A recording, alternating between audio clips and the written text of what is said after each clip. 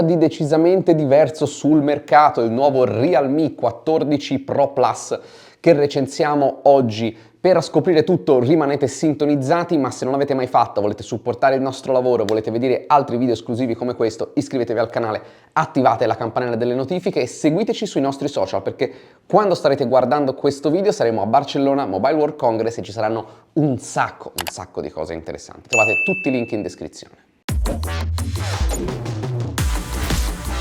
Non ci può essere una bella recensione senza un bel unboxing, allora andiamo a vedere cosa c'è in confezione.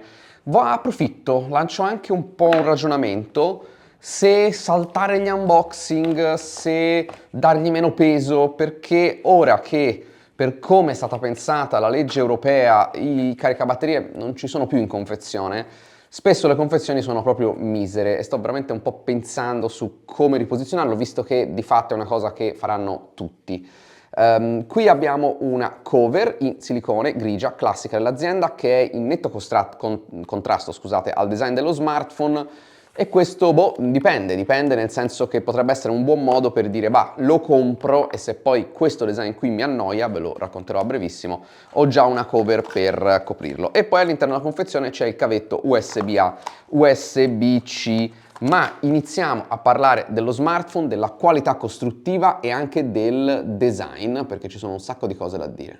Ecco qua il nostro Realme 14 Pro Plus, in questa variante effetto conchiglia, devo dire molto particolare. Ci sono anche delle colorazioni molto più normali, diciamolo chiaramente, che forse danno più risalto al design di questo smartphone. Qui sicuramente questa versione di questo colore con questa finitura attira sicuramente molto l'occhio, attira molto l'attenzione, mentre invece secondo me il punto forte di questo smartphone per esempio è questo cerchio della fotocamera con questo anello metallico leggermente spiovente, insomma molto bello.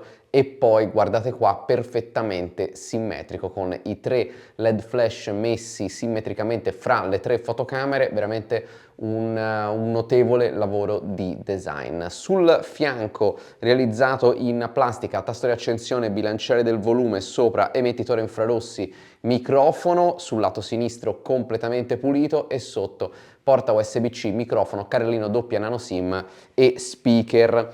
Lo smartphone ha dimensioni nella media, quindi comunque grandi, 163,5, 77,3, 8,3 mm di spessore, appunto con questo blocco fotocamere che sporge poco ed è veramente molto ben disegnato. Questo retro è termocromico, dovrebbe essere il termine giusto.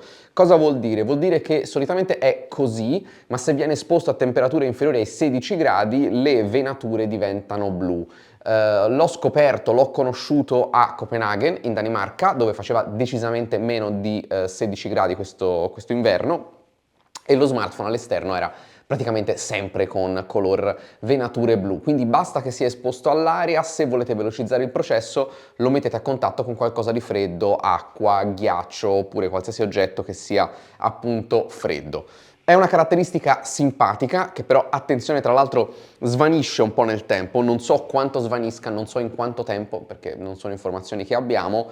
È una cosa simpatica che fate vedere una volta ai vostri amici, 2 volte e dopo probabilmente un mese ve ne dimenticherete, quindi valutate voi se prendere questa edizione che in qualche modo è un po' limitata perché questa finitura è diversa per ogni smartphone. Non ci sono 2 smartphone con la stessa finitura e quindi lo rende un po' unico, una sorta di edizione limitata, però potrebbe magari non piacervi forse, però avete visto c'è anche la cover in confezione, al massimo lo coprite, ma decidete voi. Insomma, secondo me è simpatico il fatto che esista questa versione, non è affatto indispensabile, non lo rende un prodotto particolarmente migliore rispetto agli altri. La parte in plastica è una plastica che al tatto non è di grandissima qualità, è media, probabilmente è l'effetto che fa questa finitura che serve per il retro termocromico.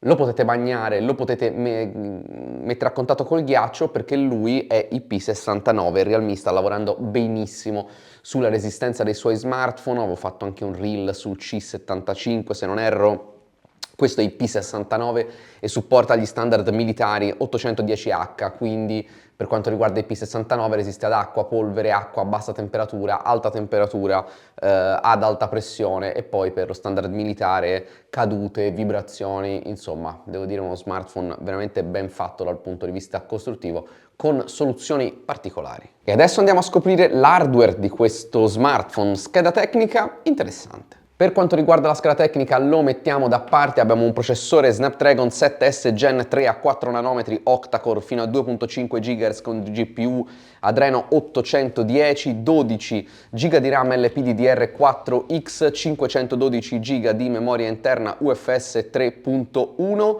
Un unico taglio di memoria per questo smartphone. Ci sono poi altri Realme, c'è il 14 Pro e il 14X, le cui recensioni arriveranno poi sul sito, forse qualcosa sui social, non lo so, insomma comunque continuate a seguirci.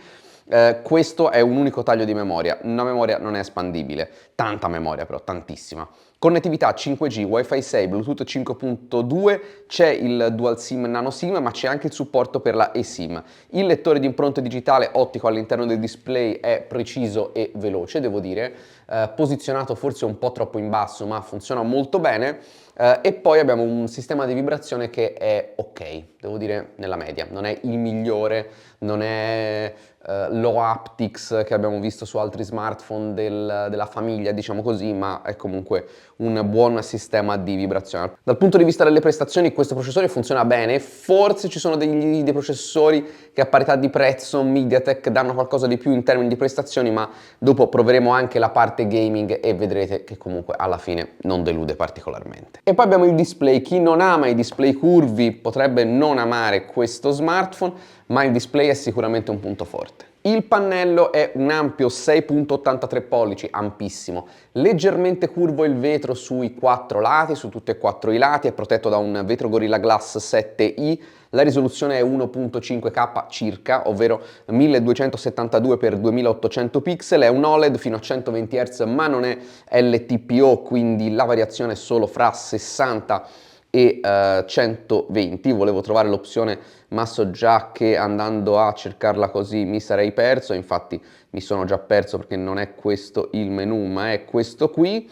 Eccolo qua, c'è la selezione automatica, oppure 60 oppure 120, c'è l'Always On Display, supporta l'HDR, ma sull'HDR c'è qualcosa secondo me di migliorabile, e questo lo si vede appunto sui vari contenuti HDR che non sembrano così troppo più luminosi. Cosa particolare, aprendo questo menu laterale c'è un'opzione per quanto riguarda il miglioramento HDR. Sui contenuti HDR però non sembra avere tantissimo effetto, però è molto buono comunque, al netto che l'HDR sia più o meno spinto. La luminosità massima è di 1500 nit, per me devo dire è promosso, è un display veramente molto buono in questa fascia di prezzo.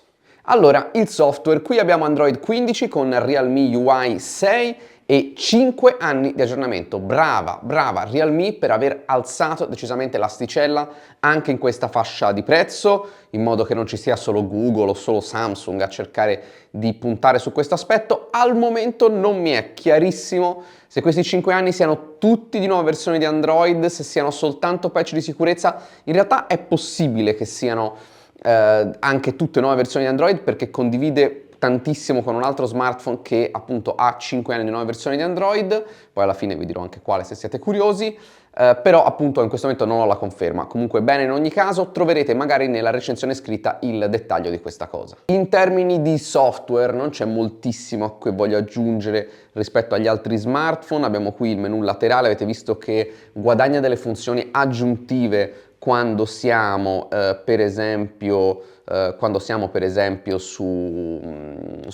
sui video.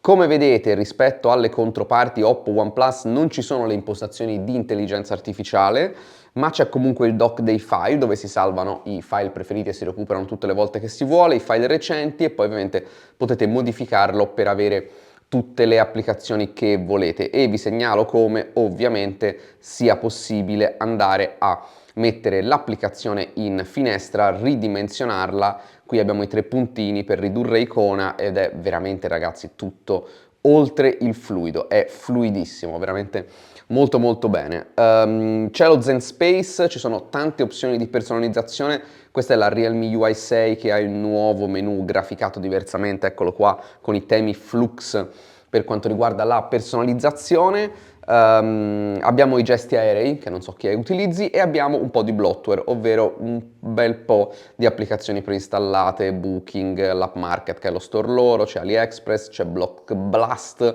neanche mi riesce di pronunciarlo, insomma ci sono un po' di funzionalità di applicazioni preinstallate che, vabbè, perdete un po' di tempo a disinstallarle, non è mai bellissimo, ma tutto sommato, alla fine, non è un dramma su questa fascia di prezzo. Sul retro 3 sensori fotografici, 50 megapixel f1.8 stabilizzato otticamente, 50 megapixel f2.7 zoom 3x e infine una 8 megapixel f2.2 grandangolare, 32 megapixel invece la fotocamera nel foro frontale. Un bel kit fotografico che adesso scopriamo insieme. Apriamo l'interfaccia della fotocamera, classica Realme, con qui tutti i vari toggle dove vediamo 2x e 6x che non sono altro che l'interpolazione della principale e della 3x, fluido lo zoom fra le varie fotocamere. Tappando su foto ci sono questi preset che anche questi abbiamo un po' imparato a vedere su altri smartphone dell'azienda, modalità ritratto, su altro c'è un sacco di altre funzionalità a cui attingere, modalità ritratto, video che si possono fare in 4K a 30 fps o 1080 30 o 60, ma solo in 1080 30 compare anche la grandangolare, questo è un po' un limite, modalità strada che è la street photography e poi abbiamo la modalità notturna. Come vengono le foto? Le foto vengono bene, vengono dalla principale e dalla zoom 3x molto molto bene. Se sulla principale mi viene da dire, vabbè, ci sta, nel senso in questa fascia di prezzo ormai fanno un po' tutti le buone foto, sulla fotocamera zoom invece no, non è per niente una cosa che avrei potuto dire di altri smartphone, quindi assolutamente bene da questo punto di vista, veramente delle ottime foto. Ho fatto quasi più foto di notte che di giorno, che è un po' una controtendenza rispetto alle foto che faccio io, ma qui vedrete veramente tante foto fatte di notte e la resa è veramente notevole, non dalla grandangolare purtroppo, che non stupisce neanche di giorno in realtà, e di notte ovviamente veramente lascia un po' il passo a tutto il resto. La frontale da 32 megapixel è così così, di notte comunque è ancora buono anche per fare ritratti, è ancora buono anche la 3x, insomma devo dire che si comporta bene. Poi c'è questo triplo LED flash che serve a calcolare il colore della pelle, eccetera, eccetera, eccetera. Sinceramente io tendo a non fare foto col flash neanche di notte, se possibile, però in certi contesti, se si vuol far risaltare il soggetto e magari far venire buio lo sfondo, può essere una soluzione interessante. Per quanto riguarda i video, 4K 30 tremolantini, sono dei buoni video, ma vanno bene se state fermi, se no dovete passare al Full HD, dove c'è anche la grandangolare, molto più stabili, però appunto in Full HD, che è un po' un peccato, possiamo dirlo. Vi faccio vedere lo strumento di AI Eraser, che devo dire tutto sommato funziona bene. Proviamo a far sparire questi due turisti dalla giostra che c'è a Firenze. Avevo già fatto una prova ed era venuto molto bene, era rimasta l'ombra e allora avevo fatto un secondo passaggio per far sparire l'ombra e quello che ne era risultato era una foto che era praticamente, lasciamolo lavorare qualche istante, una foto che era veramente praticamente perfetta e le persone erano scomparse. Quindi un buon AI Eraser, c'è anche un miglioramento della definizione se non sbaglio, forse c'era anche questo era, torno un attimo indietro, AI Eraser, nitidezza Ultra AI, ok, sono queste le funzionalità, non c'è quello dei riflessi, che comunque funziona bene. Insomma, qualcosina di AI alla fine abbiamo trovato. Allora, siamo in gioco, intanto guardate i bordi estremamente sottili, laggiù sta apparendo qualcuno, siamo a 40-50 fps, la grafica è al massimo, vediamo quindi che non arriviamo ai 120 fps, non ci avviciniamo neanche, ma stiamo fra i 40 e i 60 fps, comunque con i dettagli al massimo, quindi potete tranquillamente abbassarli se preferite un po' di fluidità in più, visto che il display supporta comunque i 120 Hz. Andiamo a disturbare quello che credo essere un sottomarino che avrà sicuramente appena lanciato qualcosa alla mia nave. Esatto, niente, finita malissimo, ho perso un galleggiante, sto ancora andando, incredibile, imperterrito, facciamo che prova a schiantarmi contro di loro e non ce l'ho fatta, un fallimento totale, mentre qui aspetto di essere silurato. Vado a uscire dal gioco, che quindi avete visto è comunque ok. Io sinceramente avrei abbassato le prestazioni, l'ho fatto solo per il test, per avere un po' più di fluidità aggiuntiva. La batteria incredibile, nonostante spessore e leggerezza, è da ben 6000 mAh. Questo è possibile grazie alla nuova tecnologia al silicio carbonio, che vi garantisce con utilizzo medio arrivate vicino alle 2 giornate di autonomia. È veramente spettacolare da questo punto di vista, dipende come lo usate, ma non è uno smartphone che vi darà mai problemi di autonomia. E in più c'è anche la ricarica rapida a 80 watt che vi permette sostanzialmente di caricarlo non ogni giorno, non ogni 2 giorni, ma quando vi serve. Lo attaccate in meno di un'ora da 0 a 155 minuti, quindi molto bene.